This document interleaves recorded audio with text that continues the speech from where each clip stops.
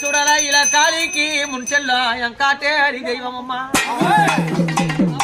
குவி கூறல் கொடுப்பா குறவளைய தங்கடிப்பா அந்த பாண்டவர்கள் அம்மா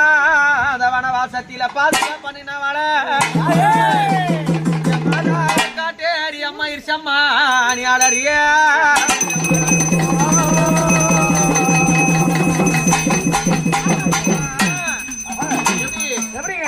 தலைச்சம்பல்ல